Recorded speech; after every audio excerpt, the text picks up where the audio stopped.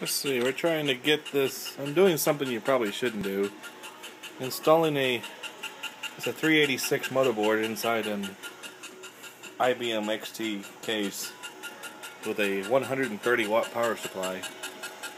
Although that power supply seems to be it's powering that big hard drive and these two disk drives and that motherboard back there without any trouble.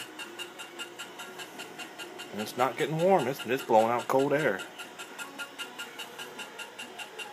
We're trying to format 1024 tracks and 5 heads.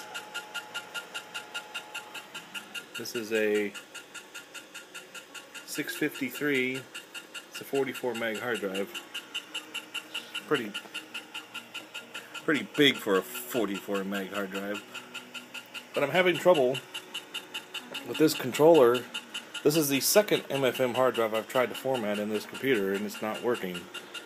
The first one I tried was a ST225, but it seemed like it had an overheating chip on it. The board on the hard drive had turned brown where this was. My bird's over here chitter-chattering away. Oh, operation complete. Alright, we'll push any key. How about media analysis? Yes, proceed. Oh, all the data will be lost. Well, we just formatted it. Yeah, it just doesn't sound right.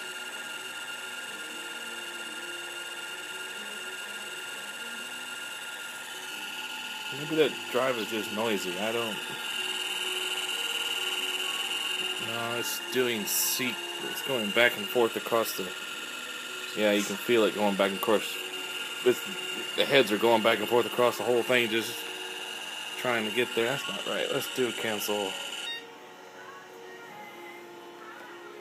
Move right to CMOS. Believe it or not, that's actually a 486. No, it's a 386 SX BIOS chip. Sometimes you can interchange them. I got a 486 here that had a 386 BIOS chip in it, but I switched it out and put another one in there. You are still giving me grief, aren't you? Well, two things. Either the power supply is not strong enough to power this big hard drive, or this is not an MFM controller. This might be an EDSI controller, and if it is, then I have an EDSI drive over there, and it's still giving me drive C error. Alright, let's go ahead and kill this. Let's slide this out, and MFM and EDSI have the same connectors. Come on out, there we go.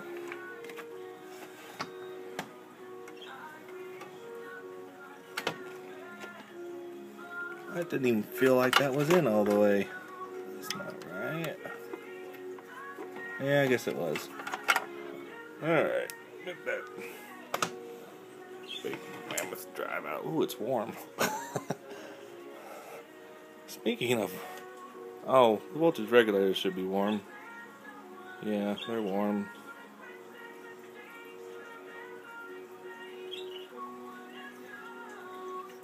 Nothing too hot. That ST225 drive, there was a chip on there I couldn't touch. It was so hot. And I think it was a voltage regulator chip. And I can't find... It was a L8615 chip. And I can't find a duplicate chip like it anywhere. Alright. Let's try this one. I know this is an EDSI drive. Looks like it's set up for... Oops, here we go. Looks like it's set up for drive 1.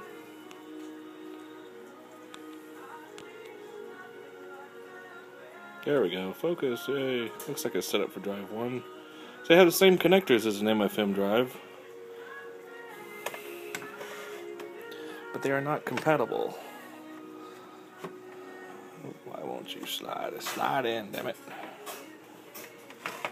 Oh, there we go. We'll put the little 20-pin connector on there. There we go. Then the 34-pin connector, which is a little tight back here. There's an XT case that wasn't designed to have all this stuff in here. Alright. And we'll give it some power. Give it some power.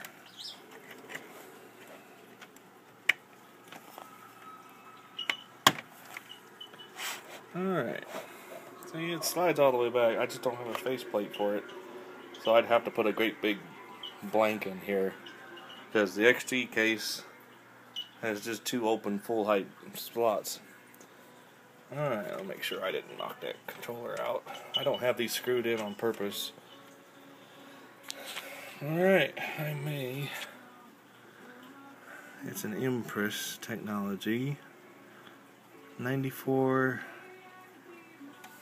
That's the number we want.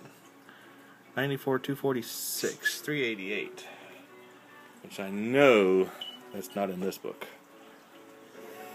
It's too new. Oh, I guess I gotta find that book. The other book.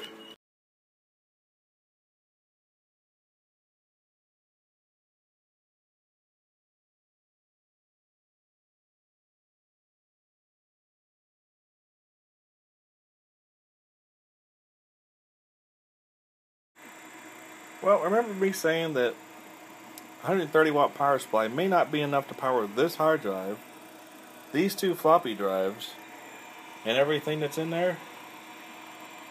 Well, that's exactly what the problem was. Not enough power. We got a 200 watt power supply in here now, and now the hard drive boots exactly as it should. It had enough power to spin the motors.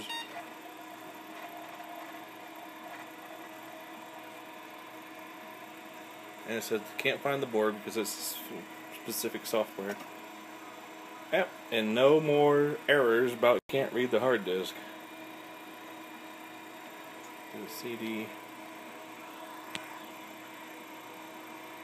There we go. Actually, it seems like it's working a lot faster now too. Well, and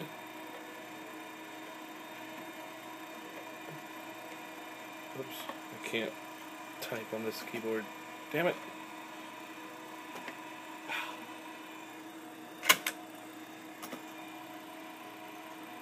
Retry. Well, see, this is really hard to kind of type on with it sitting like that. DIRA. There we go. And it gave me the directory of the drive A. Now let's see if it'll actually boot drive A, because that's what the problem was before.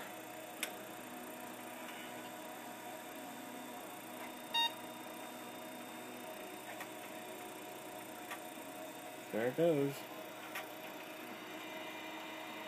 Starting MS-DOS. Well, what had happened was, oh, where did my disc go? Here we are.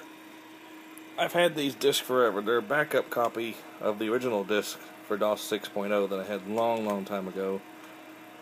Back in like 95. Might have been earlier than that. Anyway, you shouldn't leave your discs in the disk drive while you cycle power on and off all the time. It'll eventually zap the disk, and that's exactly what it did there. Zap that disk. So now my disk 1 is useless.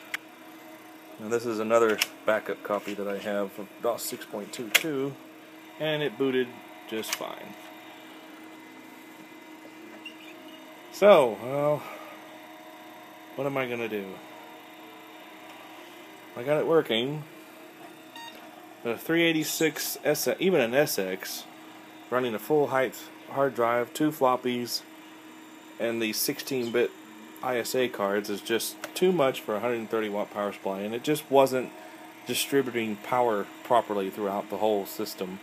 And so I was having a bunch of intermittent problems. And this is actually the original controller card that I had originally put in here, which I may just pull some of those other hard drives over and plug them in here and see what I can get. But this is a power supply off of a AT case, and it's monstrous compared to the one below it. So I'm not quite sure what I'm going to do.